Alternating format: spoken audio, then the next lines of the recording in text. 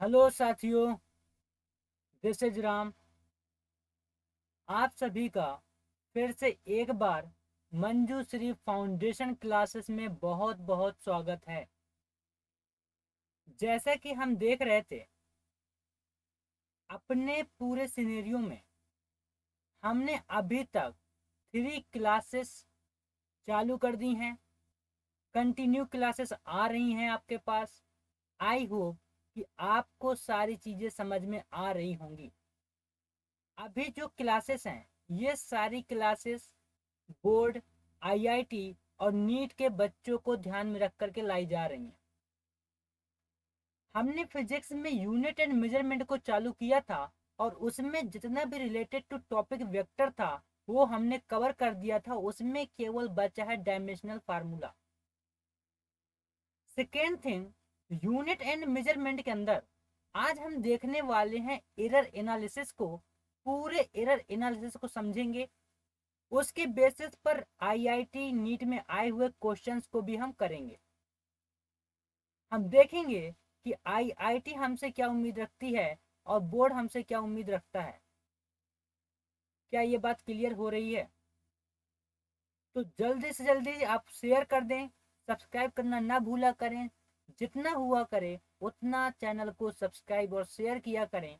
तो जैसे आपको दिख रहा होगा, यहाँ पे मैंने कुछ आईआईटी के सवाल लगाए हुए हैं। ये क्वेश्चन आईआईटी 2023 में आया। ये क्वेश्चन जो आपको यहाँ दिख रहा है, ये आईआईटी 2022 में आया। और ये क्वेश्चन आपका जेई मेन आईआईटी 2022 में आया हुआ है। यानी कि एरर एनालिसिस से, भले ही ये टॉपिक बहुत बोरिंग सा है, मैं भी अभी बोलूंगा तो आपको लगेगा कि क्या बोरिंग सा पढ़ा रहे हैं, बट यहाँ से क्वेश्चंस हमेशा आए हैं। आईआईटी के अंदर, नीट के अंदर, इवन बोर्ड एग्जाम के अंदर भी। तो आज हमें क्या देखना है? Error analysis. तो पहली बात, एरर एनालिसिस के अंदर एरर होती क्या है? तो मैं सिंपली बोलूंगा, एरर का मतलब है जहां ह्यूमन प्रेजेंट है वहां एरर है।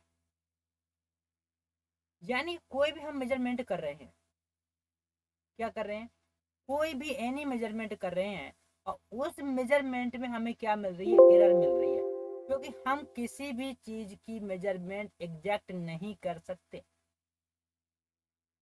हम किसी भी चीज की मेजरमेंट एग्जैक्ट नहीं कर सकते। हमें एग्जैक्ट मेजरमेंट नहीं मिलेगी। यानी कि हमें कैसी मेजरमेंट मिलेगी? जो डिफॉल्ट हो। क्या ये बात क्लियर हो रही है? तो मीन्स हम लोग क्या कर रहे हैं, कोई मेजरमेंट कर रहे हैं, उस मेजरमेंट के बेसिस पर हमें क्या देखना है? हमें देखना है कि जो हमारे पास वैल्यू आ रही है उसमें एरर कितनी है, उसमें रियलिटी कितनी है, एरर कितनी है। तो अगर मैं यहाँ पे एरर एनालिसिस की बात करूं, तो एरर एनालिसिस में दो बातें आपको बहुत ध्यान देनी है।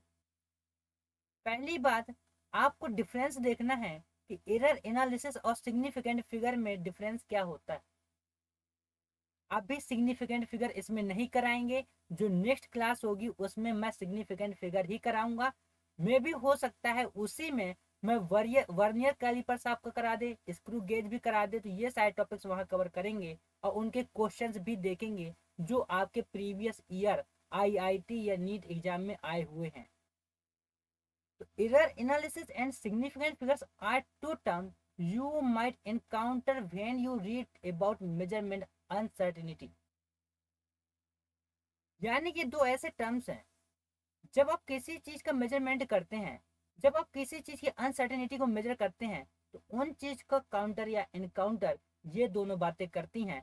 कुल मिलाकर एक कहने का मतलब है कि हम लोग क्या कर रहे हैं, कोई भी मेजरमेंट करें, अगर मैं बोल दूं ये मान लो 5 सेंटीमीटर है, तो सब में भी हो सकता है कि ये 5.1 सेंटीमीटर हो, में भी हो सकता है ये 4.9 सेंटीमीटर हो।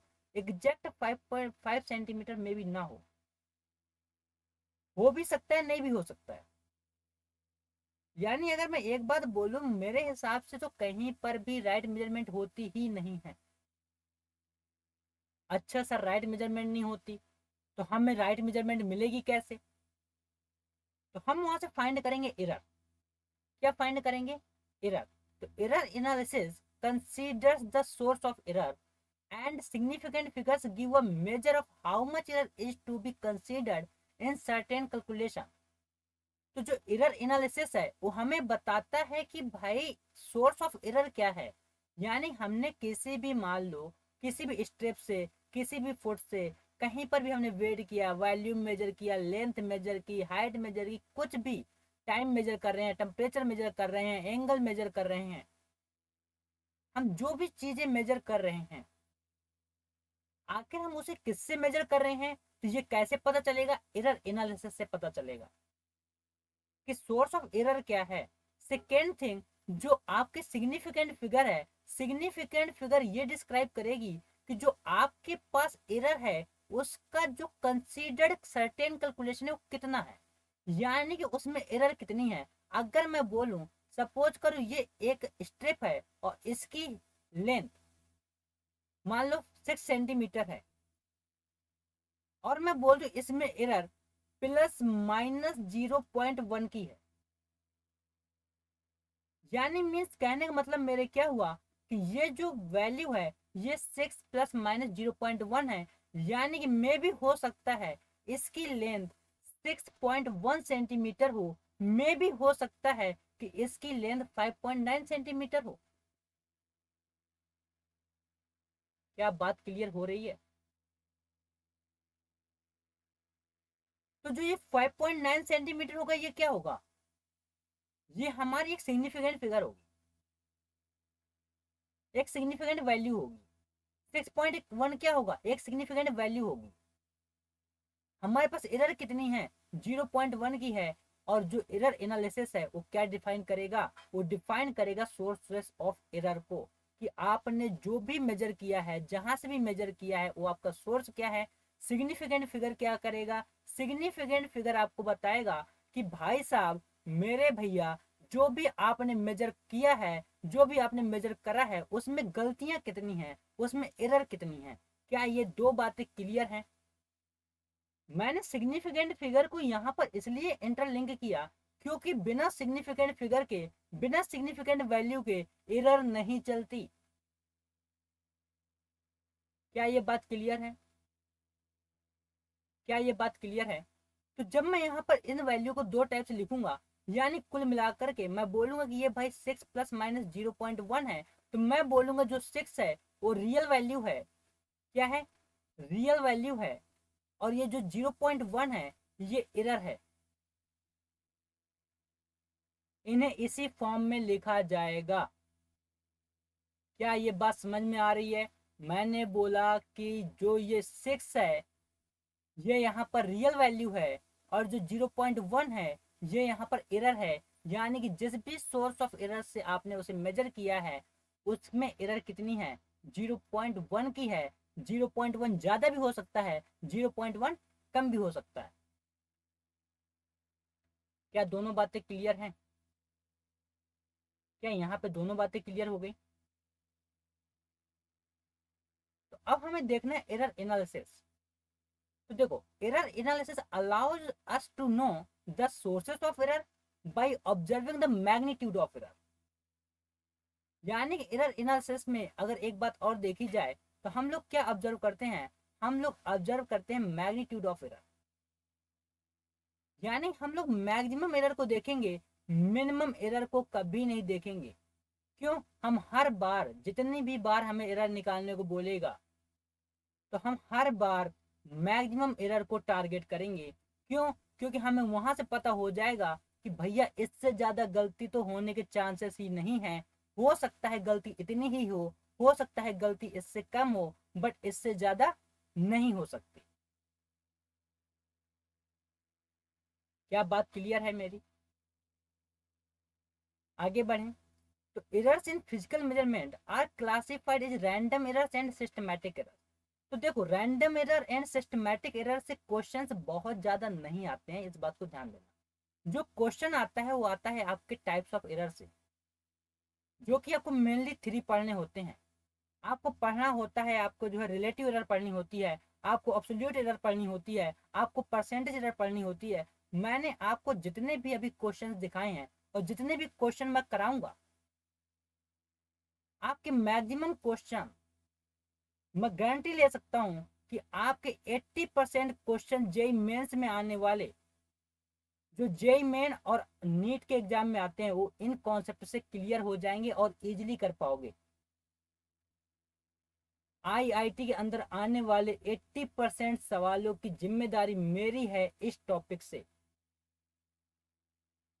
20% की जिम्मेदारी नहीं है। क्यों? क्योंकि जो भी एग्जाम जे एडवांस के अंदर आता है, जो भी पेपर जे एडवांस के अंदर आता है, वो 20% इंक्रीज करके आता है, यानी कि लेवल हाई हो जाता है जे एडवांस के अंदर।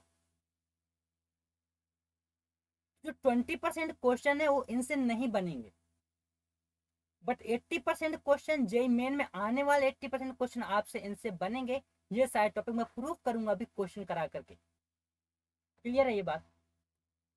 तो अब हमें क्या देखना है? Absolute error. ऑब्सोल्यूट एरर होती क्या है? सिंपल सी बात समझिएगा, the magnitude of difference between the true value, जिसे हम एक्चुअल वैल्यू भी बोलते हैं, and measured value of a quantity. यानी कहने का मतलब है कि अगर हमें कहीं पर एब्सोल्यूट एरर निकालनी है, तो हमारे पास जो ट्रू वैल्यू है, जो ट्रू वैल्यू है, उस ट्रू वैल्यू में हम क्या करें? मेजर्ड वैल्यू को सब्ट्रैक्ट कर दें, तो हमें क्या मिल जाएगी? हमें एब्सोल्यूट एरर मिल जाएगी। क्या ये बात क्लियर हो रही है? यानी कि ट्रू वैल्यू में मेजर वैल्यू को क्या कर दो? सब्ट्रैक्ट कर दो, तो क्या मिल जाएगी? हमें एब्सोल्यूट एरर मिल जाएगी। अच्छा सर, ठीक है, सबको समझ में आ रहा है। बट अभी आपने कहा ट्रू वैल्यू तो मिलती ही नहीं है, ट्रू वैल्यू तो होती ही नहीं है। राइट, ट्रू वैल्यू नाम की चीज दुनिया में है ही नहीं। अच्छा, तो कैसे? अगर सपोज करो आपको कोई भी चीज मेजर करनी है, हमने उसे मेजर किया, आप उसे एन नंबर टाइम्स मेजर कर लो, एक बार नहीं, एन टाइम्स। सपोज करो कोई लेंथ मेजर करनी है, हमने ये लेंथ मेजर कर ली भाई, ठीक है। हमने पहली बार में इसकी लेंथ मेजर करी कि x1 है, दूसरी बार में हमने मेजर करी x2 है, हमने तीसरी बार में मेजर करी x3 है। हमने डैश डैश करके हमने उसे n टाइम्स मेजर किया, और हमने बोला कि जो n टाइम की हमें वैल्यू मिली है, जो मेजरमेंट मिली है, वो क्या है? xn है। अच्छा सर, ये भी समझ में आ गया कि हाँ ठीक है, अगर हमें ट्रू वैल्यू पता नहीं है और कोई भी ऑब्जेक्ट है जिसका हमें लेंथ जो भी आपको मेजर करना है, उसको आप n टाइम्स मेजर कर लो। यहाँ तक तो बात ठीक है सर। तो करें क्या ट्रू वैल्यू के लिए? कुछ मत करो, इसका एवरेज निकालो। क्या करो? एवरेज निकालो। अगर मुझे इसका एवरेज निकालना है, तो सिंपल सी बात है, मैं क्या करूंगा? x1 plus x2 plus x3 plus dash dash dash plus xn by n। अब ये जो वैल्यू x आएगी, ये होगी आपकी ट्रू वैल्यू। क्या होगी? True value. तो आपको ट्रू वैल्यू कैसे मिलेगा? आपको ट्रू वैल्यू मिलेगा, कोई भी जो मेजरमेंट आपको करनी है, जो भी मेजरमेंट आपकी है, उसे क्या कर लो? आप n टाइम्स मेजर कर लो, उसका एवरेज निकाल लो। आप जैसे ही एवरेज निकालोगे, तो आपको क्या मिल जाएगी? ट्रू वैल्यू फाइंड हो जाएगी। ठीक है सर, ट्रू वैल्यू मिल गई। तो अब देखो, एब्सोल्यूट एरर निकालने के लिए क्या करना है ना भाई? क्योंकि हमें ट्रू वैल्यू तो मिल गई, हमने फाइंड कर लिया कि ट्रू वैल्यू कहाँ से आएगी। तो मैं ट्रू वैल्यू क्या निकाली? मान लो x1 आया, plus x2 plus x3 plus dash dash dash xn upon n। तो यहाँ पे जो आएगा, डेल्टा x1, एब्सोल्यूट एरर निकाल रहा हूं मैं, इस बात को गौर से ध्यान देना। तो यहाँ पर क्या आएगा? यानी हमारी रियल वैल्यू क्या आई है? ट्रू वैल्यू क्या आई है? x, और हमारी फर्स्ट मेजर वैल्यू क्या है? x1। तो x माइनस x1 क्या होगी? पहली एब्सोल्यूट एरर होगी।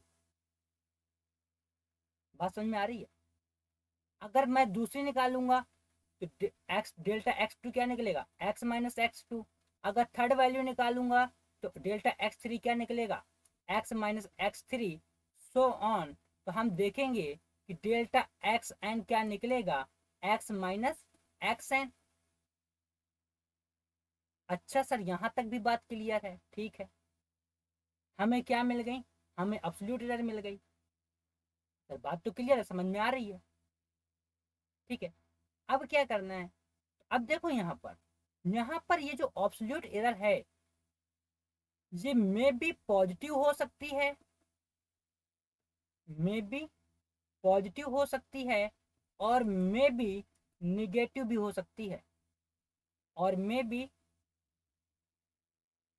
निगेटिव भी हो सकती है। क्लियर है ये बात?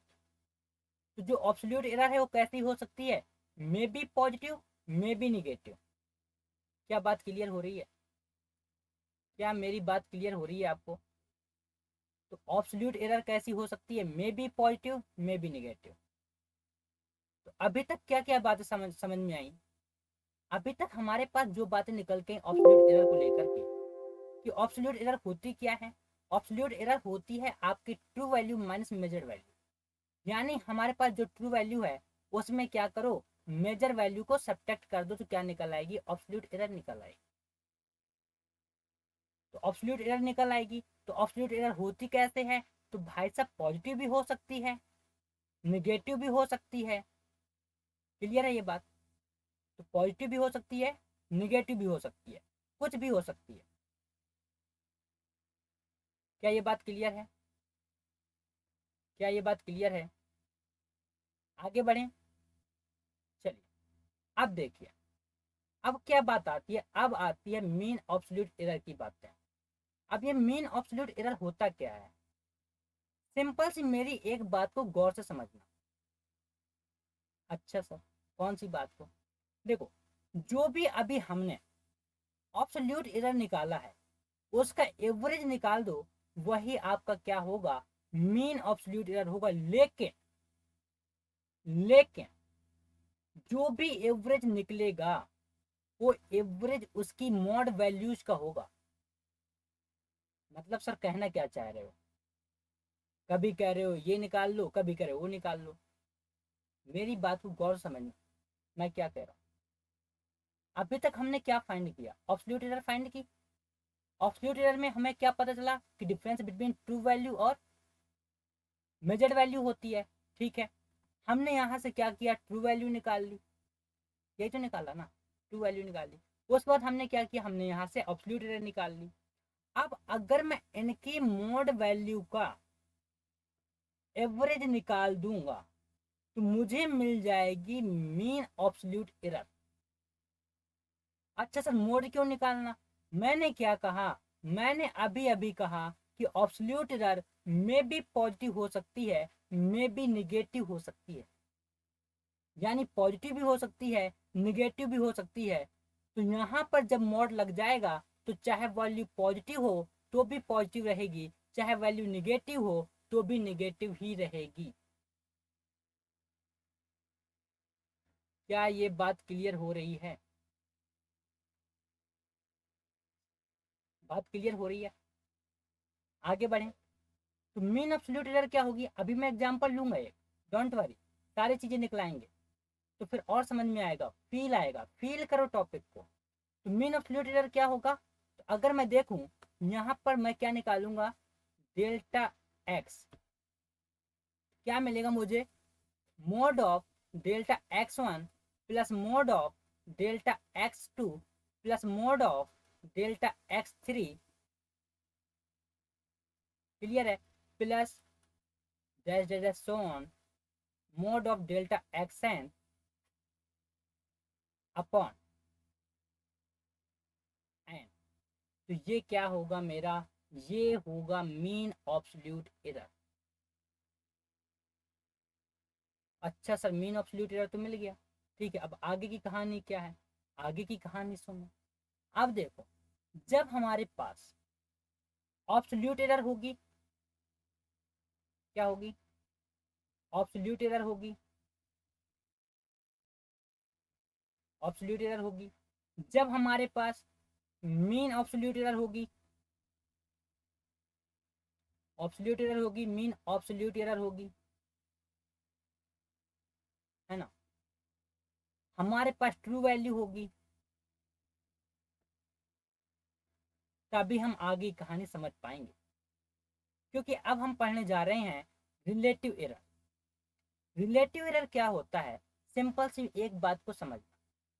देखो यहाँ पर हमने क्या किया, अभी तक हमने देखा पूरी बातों में क्या देखा, हमने देखा कि ट्रू वैल्यू कैसे फाइंड की जाती है।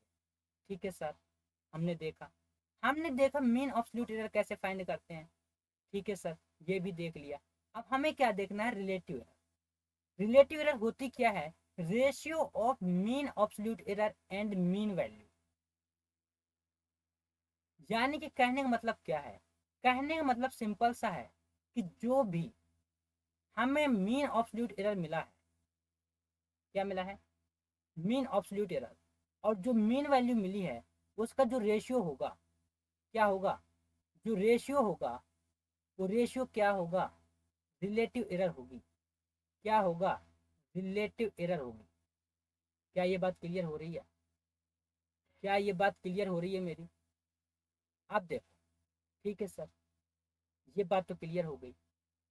यानी कि अगर मैं यहाँ पे अब बात करूँ, यहाँ पे बात क्या निकल के आएगी, रिलेटिव एरर के केस में, रिलेटिव एरर केस में क्या निकलेगा, तो जो भी हमारे पास क्या है, ऑब्सोल्यूट एरर है, मीन ऑब्सोल्यूट एरर है, यानी डेल्टा एक्स, यानी कि डेल्टा एक्स, और डेल्टा एक्स के बाद हमारी मीन वैल्यू क्या निकल के आई थी, एक्स, यानी डेल्टा एक्स बाई एक्स क्या होगी, डेल्टा एक्स बाई एक्स क्या होगी, डेल्टा एक्स बाई एक्स होगी हमारे पास, क्या होगी, delta x by x, relative error. क्या फाइंड होगी, रिलेटिव एरर।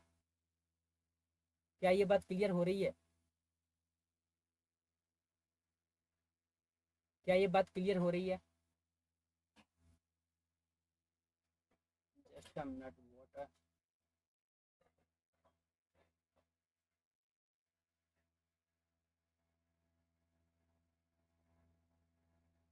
यहाँ पे क्या निकलना है, अब रिलेटिव एरर को देखना है।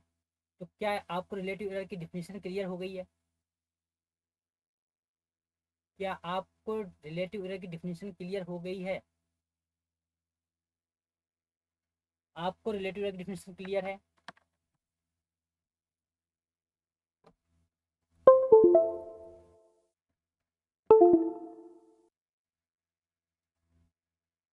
जस्ट अ सेकेंड, यहाँ पे टेक्निकल एरर है थोड़ा सा।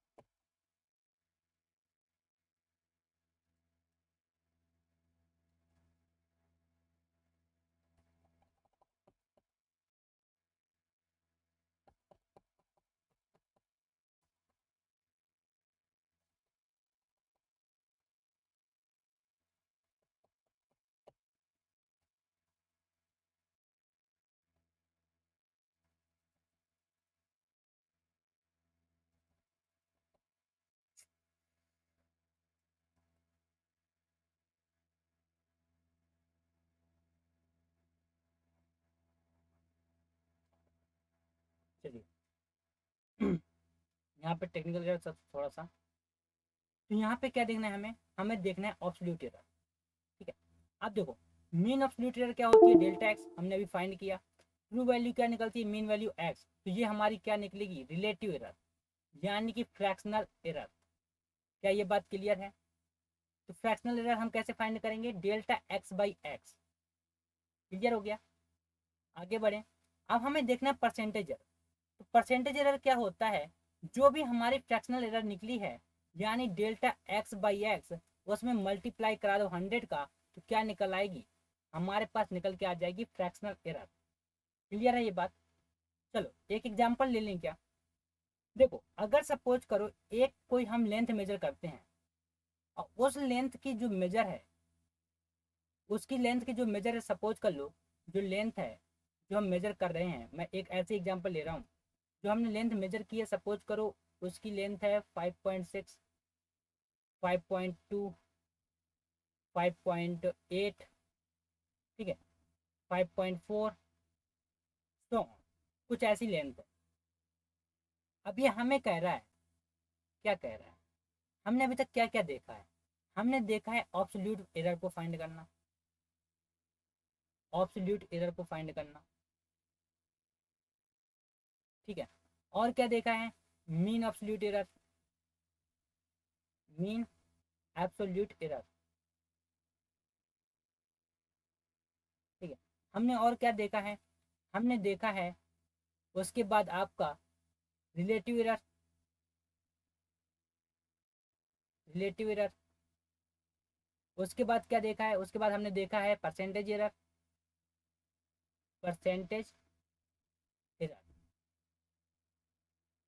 ये सारी बातें हमने देखी हैं। तो क्या इन्हें एक एक करके फाइंड कर पाओगे? ऑब्सोल्यूट एरर के केस में क्या करना है? पहले आपको क्या निकालना होगा? Mean value. कैसे निकलेगी भाई मीन वैल्यू? सिंपल सी बात है, इनका एवरेज कर दो। पहले फाइंड करें हम मीन वैल्यू को। चलो, अगर मुझे मीन वैल्यू निकालनी है तो एक्स इक्वल क्या होगा? मान लो ये 5.6 है, प्लस 5.2 है, प्लस उसके बाद 5.8 है, उसके बाद 5.4 है, डिवाइडेड बाई 4। क्या एवरेज निकाल लोगे? यहाँ पर सपोज को समथिंग आएगा कुछ, ठीक है, यहाँ पर समथिंग आ जाएगा। इसमें से अगर सपोज कर लो यहाँ पर ए आ गया, ठीक है, तो आप क्या करोगे? डेल्टा एक्स वन निकालोगे। डेल्टा एक्स वन में क्या निकालोगे? ए माइनस 5.6, ठीक। फिर डेल्टा एक्स टू क्या निकलेगा? ए माइनस 5.2। डेल्टा एक्स थ्री क्या निकलेगा? ए माइनस 5.8। और डेल्टा एक्स फोर क्या निकलेगा? ए माइनस 5.4। क्या ये बात क्लियर है? ये बात क्लियर हुई? तो यहाँ पे आपको क्या मिल गया? आपको यहाँ पे ऑब्सोल्यूट एरर मिल गई। अगर ऑब्सोल्यूट एरर मिल गई तो आपको मीन ऑब्सोल्यूट एरर निकालनी है। कैसे निकालोगे डेल्टा एक्स को? Delta x one plus delta x two plus delta x three plus delta x four divided by 4। आपको यहाँ से क्या मिल जाएगा? Mean absolute error, mean absolute error. यहाँ से आपको मिलेगा मीन ऑब्सोल्यूट एरर। फिर क्या करोगे आप? मीन ऑब्सोल्यूट एरर मिल गया, आपको मीन वैल्यू मिल गई, तो आपको यहाँ से क्या निकालनी होगी? Relative error. क्या निकाल लोगे? Relative error. कैसे? सपोज करो यहाँ पे कोई भी आंसर आएगा, मान लो बी आया, ठीक है, तो हमारी मीन वैल्यू सपोज करो ए आई थी, तो रिलेटिव एरर क्या हो जाएगी? बी बाई ए। फिर क्या निकालोगे? Percentage error. क्या निकालोगे? Percentage error. कैसे आएगा परसेंटेज एरर? सिंपल सी बात है, बी बाई ए इंटू 100। क्या ये बात क्लियर है? क्या ये सारी बातें क्लियर हुई? क्लियर है? तो चलिए, अब हमें जो देखना है, हम आगे बढ़ेंगे। क्या देखेंगे? हमें देखना है अब कुल मिलाकर के प्रोपोगेशन ऑफ एरर। क्या देखना है? Propagation of error. अब देखो, प्रोपोगेशन ऑफ एरर में हमें दो तीन बातें बहुत ध्यान से देखनी है जहां से क्वेश्चन आते हैं। अच्छा सर, कहाँ से आते हैं क्वेश्चन? क्वेश्चन यहीं से आते हैं। कैसे क्वेश्चन आते हैं, बात को समझना गौर। यहाँ से जो पहला क्वेश्चन बनता है वो एडिशन और सब्ट्रैक्शन के केस में बनता है। कैसे केस में? एडिशन और सब्ट्रैक्शन के केस में। अच्छा, कैसे बनेगा एडिशन और सब्ट्रैक्शन के केस में? जो भी एडिशन और सब्ट्रैक्शन के केस में एरर होगी वो ऑलवेज ऐड होगी, यानी कि उसे हमेशा आप ऐड करोगे। मतलब सर कहना क्या चाह रहे हो? अगर सपोज करो कोई वैल्यू ए प्लस बी लिखी है, अब इसमें मुझे प्रोपोगेशन ऑफ एरर देखनी है, और कोई वैल्यू मान लो यहाँ पर सी प्लस डी है, तो मैं हमेशा इस केस में क्या करूँगा? एरर को ऐड करूँगा। यानी मेरे पास क्या होगा? अगर यहाँ पर मैं बात करूँ तो मैं ऐसे एरर के फॉर्म में अगर लिखना होगा तो मैं लिखूंगा क्या? ए प्लस डेल्टा बी और ये सी प्लस डेल्टा डी। क्यों? क्योंकि ये क्या होगी? Mean value. ये क्या होगी? Mean value. और ये क्या होगी? आपकी error value. Error value. Clear है? ये आपकी होगी error value. Same case mean value और आपकी एरर वैल्यू। तो जो भी एरर वैल्यू होंगी एडिशन के केस में आप उन्हें क्या करोगे, ऐड करोगे। सब्ट्रैक्शन के केस में भी सेम बात करनी है। अगर एक एग्जांपल ले लूं मैं यहाँ पे, सपोज करो कहीं लिखा है 5 प्लस माइनस 0.3 और दूसरी वैल्यू गिवन है 3 प्लस माइनस 0.2, और मैं बोल दूं कि भाई इसकी जो मैक्सिमम एरर है, जो मैक्सिमम एरर है वो कितनी होगी वो फाइंड करनी है। तो मैं क्या करूंगा भाई, मीन वैल्यू को भी ऐड कर लेंगे तो कितना हो जाएगा 8 प्लस माइनस 0.5, यानी कि 0.5 से ज्यादा की एरर नहीं हो सकती। मे भी हो सकता है जब वो मेजर कर रहा हो तो उसकी वैल्यू 8.5 आ जाए, मे भी हो सकता है उसकी वैल्यू 7.5 आ जाए। अगर 5 प्लस हो गई, 0.5 प्लस हो गई तो 8+5 आ जाएगी। अगर 0.5 माइनस हो गई तो क्या हो जाएगी, 7.5 आ जाएगी, यानी इससे ज्यादा नहीं होगी, इससे कम रह सकती है। एग्जाम्पल लेके बताऊं क्या, देखो अगर सपोज करो मैं इसकी एरर यहाँ पर 0.2 की कर दूं और इसकी एरर यहाँ पर सपोज कर लो 0.1 की कर दूं, तो यहाँ पर जो एरर होगी वो कितनी हो सकती है, 8 प्लस माइनस 0.3। क्या ये बात क्लियर हो रही है, 8 प्लस माइनस 0.3 की ही एरर हो सकती है। यानी कि अगर मैं यहाँ पर देखूंगा तो या तो 8.3 हो सकता है या तो 7 पॉइंट कितना हो जाएगा, यहाँ पे 7 हो जाएगा। अगर 0.3 ज्यादा हुई एरर, पॉजिटिव हुई तो क्या होगी, 8.3 हो जाएगी। अगर कम हुई तो 7.7 हो जाएगी। तो हमेशा ध्यान देना दोनों केसेस में एरर को क्या करना है, ऐड करना है। अगर मैं एक एग्जांपल आपको सब्ट्रैक्शन का ले लूँ, सपोज करो कोई वैल्यू गिवन है, मान लो यही वैल्यू गिवन है, इसमें एक वैल्यू निगेटिव ले लो, प्लस माइनस 0.1 यहाँ पर है, सपोज कर लो यहाँ पे 2 प्लस माइनस है यहाँ पे, सपोज कर लो, ठीक है, और प्लस माइनस में ही ले लो, लेकिन निगेटिव को केस समझ लेना, 0.2 है। तब भी आप क्या करोगे, तब भी आप इन एरर को ऐड कर दोगे। भले ही आप इस मीन वैल्यू क्या करो, सब्ट्रैक्ट करोगे, ये 3 हो जाएगा, लेकिन प्लस माइनस जो भी ये एरर है उसे क्या करोगे, ऐड करोगे तो ये 0.3 हो जाएगा। क्या मेरी दोनों बातें आपको क्लियर हुई हैं? तो प्रोपोगेशन ऑफ एरर में क्या देखना है, प्रोपोगेशन ऑफ एरर में आपको देखना है कि जो भी आपके पास एडिशन या सब्ट्रैक्शन के केस में एरर वैल्यू हैं, उन एरर वैल्यू को क्या करना है, ऐड करना है। Errors are always added in the case of addition and subtraction. तो हमेशा ध्यान देना, इस बात को याद रखना, लेकिन मल्टीप्लीकेशन और डिवीजन के केस में ऐसा मत कर दियो भैया, ध्यान देना यहाँ पे। अभी मैं मल्टीप्लिकेशन और डिवीजन का भी केस समझाने जा रहा हूँ, ऐसा मत कराना। एडिशन और सब्ट्रैक्शन के केस में एरर को हमेशा ऐड करके आना। क्या ये बात क्लियर है? आगे बढ़े।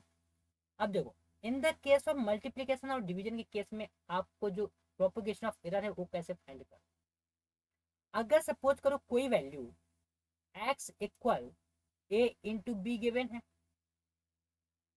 ठीक है sir, a into B given है, करें क्या, जब भी आप इसकी एरर फाइंड करोगे तो आप यहाँ पर इसकी रिलेटिव एरर निकालोगे, delta x by x equal delta a by a plus delta b by b. ये क्या लिख दिया सर जी आपने, यहाँ पर थोड़ा सा मैथमेटिकल कैलकुलेशन है, यहाँ पर डिफ्रेंसिएशन हुआ करता है। अब मैं डिफ्रेंसिएशन इस क्लास में तो नहीं कराऊंगा क्योंकि ऑलरेडी क्लास लॉन्ग हो रही है, टेक्निकल इशू भी थोड़ा आ रहा है यहाँ पर, लेकिन अगली क्लास में मे भी हो सकता है मैं डिफ्रेंसिएशन करा दूं, या डिफ्रेंसिएशन और इंटीग्रेशन की एक क्लास में अलग से आपको करा दूंगा। क्लियर है? ये मेरा प्रॉमिस है आपको कि जो भी मैथमेटिकल कैलकुलेशन आपको नीड पड़ेगी फिजिक्स के अंदर, वो आपकी मैथमेटिकल कैलकुलेशन मैं करा दूंगा। तो जब भी आप मल्टीप्लीकेशन का केस देखेंगे तो आपको क्या करना है, यहाँ पर डिफ्रेंसिएशन करेंगे तो आपको क्या निकल के आएगा, सिंपल सी बात निकल के आएगी, delta x by x equal delta a by a plus delta b by b. Means अगर मुझे डेल्टा एक्स फाइंड करना है तो delta a by a plus delta b by b, और यहाँ पर मल्टीप्लीकेशन में क्या आ जाएगा, एक्स। कितनी भी वैल्यू मल्टीप्लीकेशन में दिए हो, अगर सपोज करो मैंने यहाँ पे 2 वेरिएबल की ली थी, यहाँ पर सपोज करो y equal a plus b plus a b c given हो, तो यहाँ पर क्या निकालोगे, delta y by y equal delta a by a plus delta b by b plus delta c by c. क्या ये बात क्लियर हो रही है? सेम केस आपको डिवीजन में करना है। अच्छा सर कैसे? अगर सपोज करो डिवीजन के केस में गिवन हो, मान लो यहाँ x equal a by b given है, तो ध्यान देना delta x by x equal क्या निकालोगे, delta a by a plus delta b by b. यहाँ पर माइनस मत कर दियो, ध्यान देना, माइनस मत कर देना। यहाँ पे जो भी डिवीजन के केस में आएगा तो भी यहाँ कैसा साइन होगा, प्लस का साइन होगा। क्या ये बात क्लियर है? अगर सपोज को इसे इस फॉर्म में गिवन होता कहीं x equal a by b into c, तो क्या निकालते, delta x by x equal delta a by a plus delta b by b plus delta c by c. क्या ये बात क्लियर है? तो मल्टीप्लीकेशन एंड डिवीजन के केस में जब भी आपको एरर फाइंड करनी होगी तो आप इस फॉर्म में फाइंड करोगे। मैं भी सवाल कराऊंगा, घबराओ नहीं, पहले केवल टॉपिक को, कॉन्सेप्ट को समझो। मैं सवाल कराऊंगा, आईआईटी के सारे पीवाईक्यू लेके आया हूँ, टेंशन मत लो। जिस टाइम पे मेरे प्रैक्टिस सेशन आएंगे ना, आईआईटी नीट बोर्ड कुछ नहीं छोड़ूंगा, टेंशन मत लो। अरे आईआईटी हुआ नहीं है यार, लोगों ने हुआ बना कर रख दिया, तुम लोग सोच लेते हो आईआईटी भगवान हो गया, हद है। बस समझते चलो, फिजिक्स को फील करो, सब होगा। चलिए, अगर यहाँ पर अगर सपोज करो कहीं पर कोई क्वांटिटी है और उसकी कुछ पावर है, अगर पावर के केस में गिवन है, सपोज करो यहाँ पर कि कोई इक्वेशन गिवन है, एक्स इक्वल मान लो गिवन है ए की पावर बी सी की पावर डी ई की पावर एफ, देन आप एरर कैसे फाइंड करोगे? मेरी बातें समझ में आ रही है नहीं आ रही? मैंने क्या बताया, एडिशन और सब्ट्रैक्शन के केस में आपको क्या करना है, एरर को ऐड करना है। सेकेंड बात मैंने क्या बताई, मल्टीप्लीकेशन और डिवीजन के केस में क्या करना है, आपको वहां पे डेल्टा एक्स बाई एक्स वाला कॉन्सेप्ट लगाना है, यानी रिलेटिव एरर वाला कॉन्सेप्ट लगाना है। अब अगर सपोज करो क्यों होता है वहां पे मैंने बोला डिफ्रेंसिएशन का केस आता है, मैं फिर से इस बात को बोल दे रहा हूँ, यहाँ पर डिफ्रेंसिएशन का केस होता है, और डिफ्रेंसिएशन मैं कराऊंगा किसी अलग क्लास में, इसमें नहीं करा सकता, ठीक है। तो अब अगर सपोज करो कहीं पर कोई क्वांटिटी है और उस क्वांटिटी की कुछ पावर्स हैं, then how to find the error. तो यहाँ पर क्या होगा, सिंपल सी बात होगी, डेल्टा एक्स बाई एक्स। देखो डिफ्रेंसिएशन में जो भी पावर होती है वो कहाँ आ जाती है, आगे। अगर नहीं है बेसिक सा पता तो परेशान ना हो मेरे भाई, सब करा देंगे, ठीक है। क्या निकलेगा, b into delta a by a d into delta c by c और plus f into delta e by ई।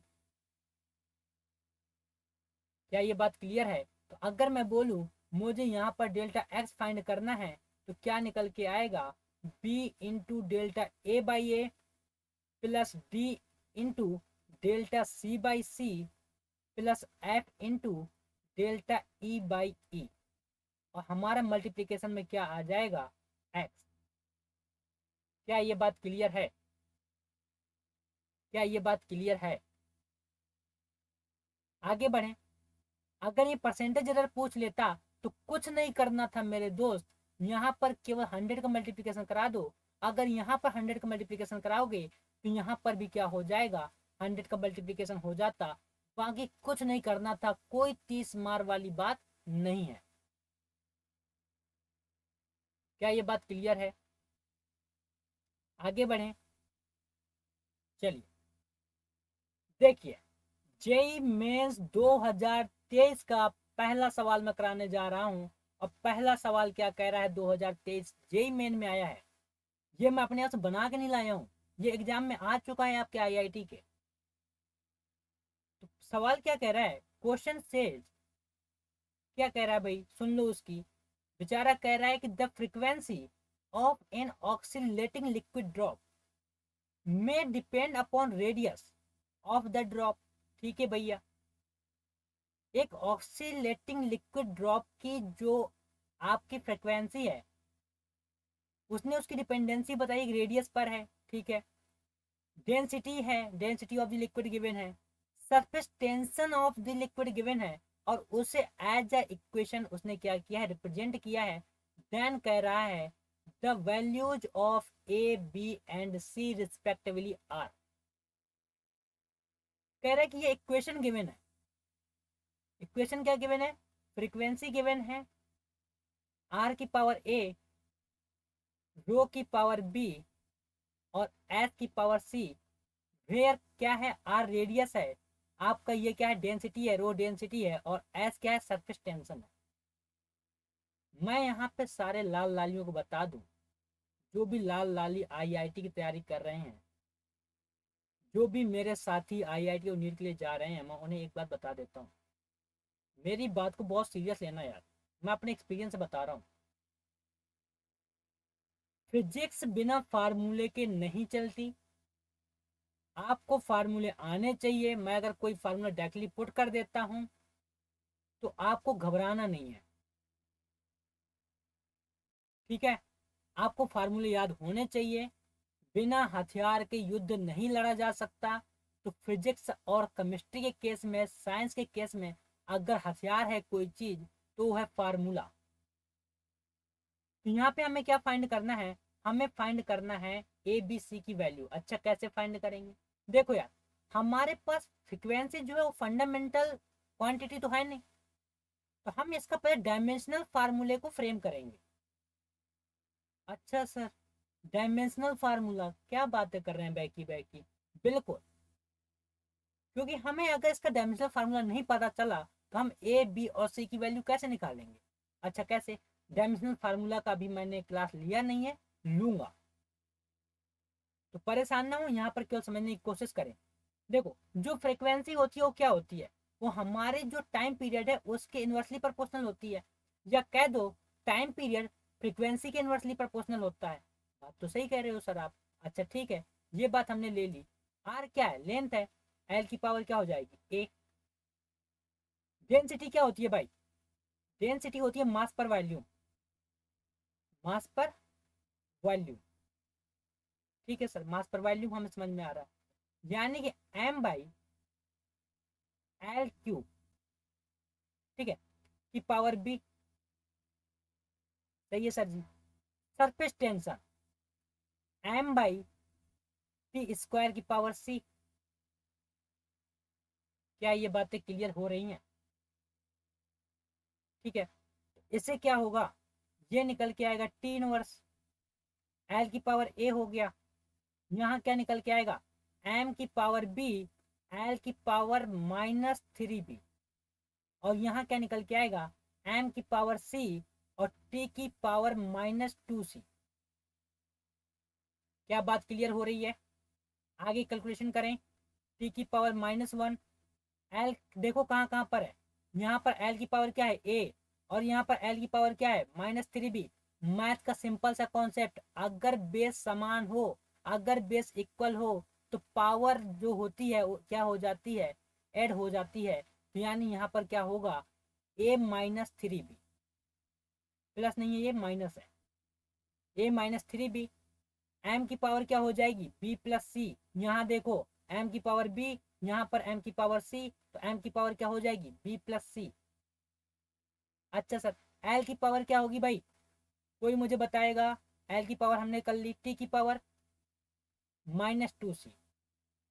चलिए, इतना तो बात क्लियर हो गई होगी। यानी हमें क्या फाइंड करना है, हमारे पास इक्वेशन क्या निकल के आ रही है, बात को देखना। इक्वेशन निकली हमारे पास, टी इनवर्स इक्वल क्या निकला, हमारे पास निकला एल की पावर ए माइनस थ्री बी, एम की पावर बी प्लस सी और टी की पावर माइनस टू सी निकला। ठीक है, यानी कि टी की पावर माइनस टू सी है तो इस साइड भी क्या है, टी की पावर माइनस वन है, दोनों वैल्यू क्या हो जाएंगी, इक्वल हो जाएंगी।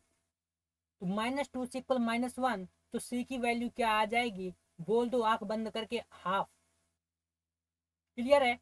अगर यहाँ पर अब मुझे एल की पावर यहाँ तो कुछ है नहीं, एम की पावर तो कुछ है नहीं, तो क्या होगा, एम की पावर जीरो होगी, एल की पावर जीरो होगी। तो यानी कुल मिलाकर के बात क्या हुई, बी प्लस सी इक्वल क्या आएगा, जीरो आएगा। सी की वैल्यू क्या आई है, हाफ आई है, तो यानी कि जीरो। और बी की वैल्यू क्या आएगी, माइनस एक बटा दो। क्या ये बात क्लियर है, क्या ये बात क्लियर है। अब यहाँ पर हमें क्या निकालना है, एल की वैल्यू निकाल लेते हैं। ए माइनस थ्री बी इक्वल क्या आ जाएगा, आपका जीरो आ जाएगा। तो यहाँ पे बी की वैल्यू हमें कितनी मिली है, माइनस की हाफ। तो ए इक्वल क्या आ जाएगा, minus three by two into minus one by two equal zero. तो कुल मिलाकर के क्या आ जाएगा, यहाँ से माइनस माइनस प्लस, तो ए की a plus three by two हो गया, तो इस साइड जाएगा तो a minus three by two, a equal minus का थ्री बाई टू। तो हमें क्या निकालना था, ए बी और सी की वैल्यू फाइंड करनी थी। ए बी सी की वैल्यू क्या आएगी, minus three by two, B की value minus one by two आई है और सी की वैल्यू कितनी आई है, वन बाई टू। क्या कोई आंसर है, गौर से चेक करो, थर्ड ऑप्शन को देखो, थर्ड ऑप्शन राइट है। ए की value minus three by two, B की value minus one by two और सी की वैल्यू वन बाई टू। मैंने कुछ नहीं किया, कुल मिलाकर के जो भी ऊपर हम कॉन्सेप्ट पढ़ के आ रहे हैं उन कॉन्सेप्ट को अप्लाई कर दिया, बस दैट्स इट। आईआईटी जेई में 2023 का सवाल है ये। क्या ये बात क्लियर है, आगे बढ़े, चलिए अगले सवाल की ओर रुख करते हैं। अगला सवाल कह रहा है कि एक टॉर्क है, एक टॉर्क मीटर है। A torque meter is calibrated to reference standard of mass, length and time, each with 5% accuracy। यानी वो कह रहा है कि जो एक टॉर्क मीटर है उससे एक कैलिब्रेटेड रेफरेंस ऑफ मास जो उसका है वो 5% है, लेंथ का भी 5% है और टाइम का भी। लिख लो पहले, किसका किसका, मास का कितना है 5%, लेंथ का कितना है 5%, ईच का बोला है ना उसने, एक का नहीं बोला है, प्रत्येक का बोल रहा है। टाइम का कितना है 5%। क्या ये बात क्लियर है, करे after calibration the measure torque with this torque meter will have net accuracy of, net accuracy पूछ रहा है वो। यहाँ पे मेरी बात को गौर समझना, यानी कि आपको टॉर्क का फार्मूला पता होना चाहिए। टॉर्क क्या होता है, force into perpendicular length, perpendicular length. अब यहाँ पर कुछ मत करो, तुम यहाँ पर कुल मिलाकर के फोर्स का जो भी डायमेंशनल फार्मूला होता है उसे ओपन कर दो। क्या होता है, m l t minus two और लेंथ का एल। तो जो टॉर्क का डायमेंशनल फार्मूला निकल के आएगा वो क्या निकल के आएगा, m l two t minus two. क्या बात क्लियर है, हाँ सर क्लियर है। तो यहाँ पर क्या निकालना है हमें, नेट इक्वेशन निकालनी है। तो delta tau by tau equal क्या होगा, delta m by m plus two delta l by l minus two, यानी यहाँ पे प्लस होगा, मैंने पहले ही बताया है, डेल्टा टी बाई टी। क्या ये बात क्लियर है, क्यों भाई, ये डिवीजन का केस है। अगर मैं ऐसे इस तरह से लिखना चाहूँ m l two t minus two को, तो मैं क्या लिखूंगा, m l two t by upon में टी टू लिखूंगा या नहीं लिखूंगा। डिवीजन का केस है या नहीं है, सारी चीजें क्या हो जाएंगी, ऐड हो जाएंगी। यानी ये हमारे कैसे उसमें आ गया, मैटर हमारे पास अब इस टाइम पर रिलेटिव एरर के फॉर्म पे है, फ्रैक्शनल एरर के फॉर्म पर है। यानी लेकिन जो क्वेश्चन कह रहा है वो रिलेटिव एरर के केस में हमसे क्या पूछना चाह रहा है, परसेंटेज के केस में। कुछ मत कर मेरे भाई, यहाँ पर अगर 100 होगा तो यहाँ पर भी ओवरऑल क्या होगा, 100 होगा, यानी कि परसेंट होगा। वैल्यू पुट करें तो एम के केस में कितना है, 5% का है, प्लस टू इंटू लेंथ के लिए कितना है 5% है, 5% है, +2 टाइम के लिए कितना है 5% है। क्या ये बात क्लियर है? तो कितना हो गया 5 + 10 + 10 यानी कि 25%। कितना इजी सवाल था यार, लड़कों ने उड़ा के रख दिया होगा 25%। तो नेट एक्यूरेसी कितनी आएगी 25% की। क्या बात क्लियर हो रही है? कुछ नहीं करना यार, हलवा सवाल है। और ये भाई साहब आईआईटी में पूछ रहा है इस सवाल को, देख रहे हो? एकदम हलवा सवाल है, लड़कों ने उड़ा के रख दिया होगा सवाल को। जिन्होंने डायरेक्टली पढ़ रखा है ना इस फार्मूले को, जो मैं अभी करा के आया हूँ, उन लोगों ने कुछ नहीं किया होगा। उन लोगों ने सीधे यहाँ से फार्मूला लिया होगा, सीधे ये डायरेक्टली। ये F × L तो लगाया ही नहीं होगा बहुत सारे लोगों ने। ये तो मैंने केवल समझाने के लिए लगाया, अगर मुझे डायरेक्टली करना होता तो मैं सीधे यहाँ से लगाता। क्या ये बात क्लियर है? कितना आया 25%। इज इट क्लियर और नॉट? चलिए अगले सवाल की ओर रुख करते हैं। अगला सवाल क्या कह रहा है, ये रहा आपकी स्क्रीन पर। ये सवाल भी आपका जेई मेन 2022 का सवाल है, आईआईटी में आया हुआ सवाल है। ये अपने घर के बना के नहीं ला रहा, मशीन नहीं लगाई मैंने सवालों की, आईआईटी में आया है ये सवाल। गौर से देखना सवाल क्या कह रहा है। कह रहा the maximum error in the measurement of resistance. Resistance के केस में क्या कह रहा है, कह रहा है मैक्सिमम एरर जो है रेजिस्टेंस की, अभी जितनी होगी लिख लेंगे। क्लियर है? पहले सवाल को तोड़ लो, फिर जोड़ो, फिर तोड़ो, फिर जोड़ो, देखो आंसर कैसे आता है। मैं तो अपने टाइम पे ऐसे ही करता था, सवाल को पहले तोड़ता था, फिर जोड़ता था, फिर तोड़ता था, फिर जोड़ता था, और आंसर सामने।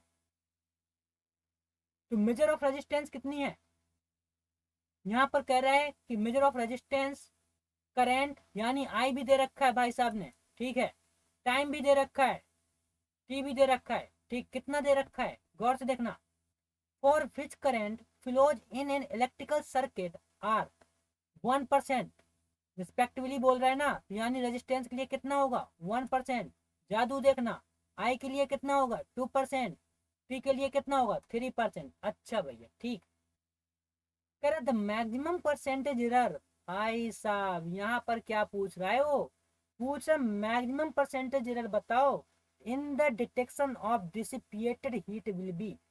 कह रहा है कि अगर इतना सब कुछ लगा है, इतना सब कुछ है, तो जो डिसिपिएटेड हीट होगी, जो डिटेक्ट होगी, उसमें मैक्सिमम परसेंटेज एरर कितना होगा। तो सिंपल सी बात है, आपको हीट का फार्मूला पता होना चाहिए मेरे ज्ञानी दोस्तों को। तो हीट का फार्मूला क्या होता है, H = I²RT।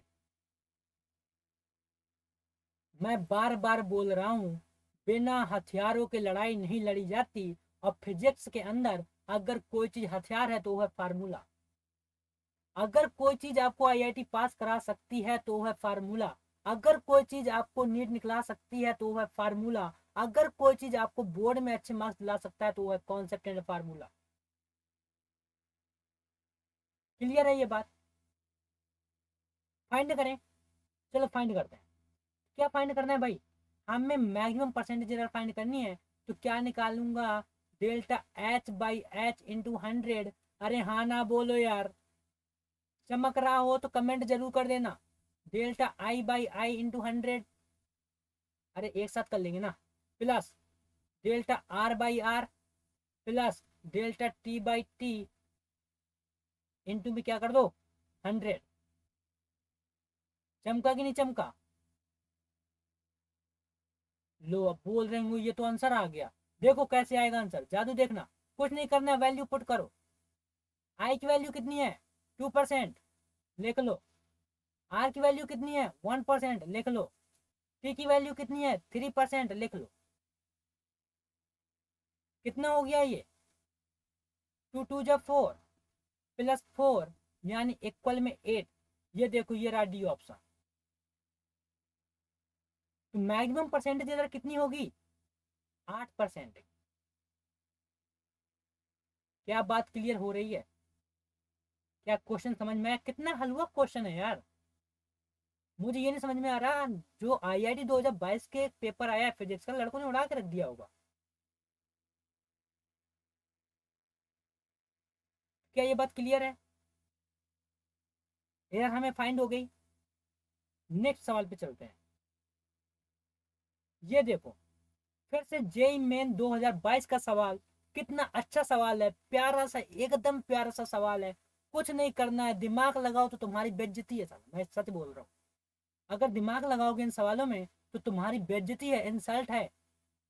क्या कह रहा है? जेड इक्वल गिवन है a square b cube by c की power 4, then the relative error in z will be. कह रहा रिलेटिव एरर क्या होगी जेड की? अबे शर्म करो, डूब मरो आईआईटी वालों। क्या सवाल दिया है, देखो क्या निकलेगा। जेड इक्वल क्या होगा? ए स्क्वायर बी क्यूब गिवन है अपॉन सी की पावर 4, तो यानी मुझे क्या निकालना है? डेल्टा जेड बाई जेड निकालना है। इक्वल क्या होगा? 2 into delta a by a plus 3 into delta b by b plus 4 into delta c by c. क्या बात क्लियर है? देखो कहाँ है ये आंसर, है कोई ऑप्शन? Option C. कितना आसान सा सवाल है, गर्द उड़ा दिया होगा लड़कों ने, हकीकत बता रहा हूँ। कितना आसान सा सवाल है, दिमाग लगाने की जरूरत ही नहीं है। दिमाग लगाओ तो इंसल्ट है तुम लोगों की। ऐसे सवालों में दिमाग चाहिए ही नहीं। क्या क्लियर है? कितने सवाल करा दिए इन कॉन्सेप्ट से, मैं बोल रहा हूँ इन कॉन्सेप्ट को क्लियर कर लेना। 80% आईआईटी मेंस के सवाल यहाँ से करोगे, 20% एडवांस के सवाल आप कहाँ से करोगे? जो मैं अभी आगे लेकर के आऊंगा वहां से करो। मेरा एक ही ड्रीम है, जो मेरा ड्रीम पूरा नहीं हुआ वो आप लोगों का हो। मैं ये नहीं बताऊंगा क्या पूरा नहीं हुआ, क्या छूटा है। बट यहाँ ध्यान देना, मैं एक ही मोटो के लिए आता हूँ यहाँ पढ़ाने, कि जो चीजें मैं कुछ कमियों की वजह से अधूरी छोड़ के आया, वो तुम लोग ना छोड़ो। वो गलतियां तुम लोग मत करो जो मैं करके आ गया। क्या ये बातें क्लियर है? अगले सवाल की ओर चले। ये देखो भाई साहब, कितना मस्त सवाल है। आईआईटी जेई मेन 2022 का सवाल, धमाकेदार, बिना दिमाग का सवाल है। लड़कों ने गर्दा उड़ा दिया होगा। देखना क्या कह रहा है सवाल को। कह रहा है कि एक सिल्वर वायर है, उसका मास गिवन है भाई साहब की तरफ से। चलो, मास क्या गिवन है? 0.6 प्लस माइनस 0.006। रेडियस गिवन है 0.5 प्लस माइनस 0.005। लेंथ गिवन है 4 प्लस माइनस 0.04। ये सेंटीमीटर में है, ये मिलीमीटर में है, और ये ग्राम में है। कह the maximum percentage error in the measurement of its density will be. फिर से पूछ के आ रहा है मेरे भाई, फिर से पूछ रहा है परसेंटेज एरर। फिर से क्या पूछा है? परसेंटेज एरर पूछा है फिर से। किसकी? डेंसिटी की पूछ रहा है यार, मेरी नहीं पूछ रहा, मुझे मत देखियो। मैंने पहले ही बताया है, जितने रिसोर्सेस है मैं उतने ही मैं अभी लेके आऊंगा क्लास से। टेक्निकल इशू भी आते हैं बीच बीच में, बट फिर भी मैं आपके लिए चिल्ला रहा हूँ यहाँ पे। तो क्या फाइंड करना है? परसेंटेज एरर फाइंड करनी है। तो कैसे फाइंड होगी परसेंटेज एरर? गौर से देखना। हमें किसकी निकालनी है? डेंसिटी की। डेंसिटी का फार्मूला क्या होता है? फार्मूला लिख लो पहले। मास पर वॉल्यूम, मास पर वॉल्यूम। ठीक है, यहाँ पर तो वॉल्यूम गिवन नहीं है, निकालेंगे कैसे? सिल्वर वायर है ना, रेडियस गिवन है कि नहीं गिवन है? गिवन है। तो हम इसे मान लेते हैं डी। तो हमें से क्या हो जाएगा? ये हो जाएगा एम, और जो वॉल्यूम होगा वो क्या हो जाएगा? इसका मान लो तुम्हें फाइंड करना है तो पाई आर स्क्वायर इंटू एल।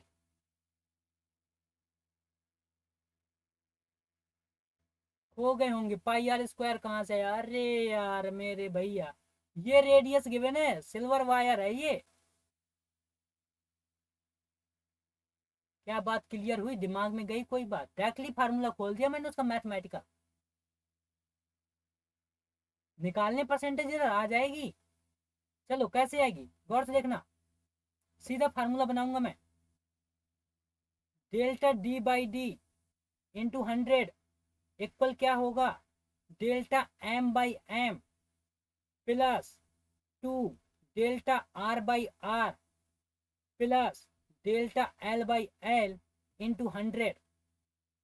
नहीं गई होगी दिमाग में बात। आईआईटी का सवाल है, देख रहे हो कितना जलवेदार सवाल है। क्या होगा, कितनी एरर है भाई, 0.006 की +2 डेल्टा आर बाई आर कितनी है 0.005 की प्लस डेल्टा एल की कितनी है 0.004 की इंटू 100 कर दो 100, जो हो गया 100। क्या ये बात क्लियर है, क्या ये बात क्लियर है? कितना आ रहा है भाई, कैलकुलेशन कर लो थोड़ा सा, कर लोगे या ये भी कर दें? कह दें सर हम तो वेट ही कर रहे हैं, आप ही करो, है ना। चलो करते हैं। ये कितना है भाई, 0.06 प्लस 5 टू जा 10, तो कितना हो जाएगा ये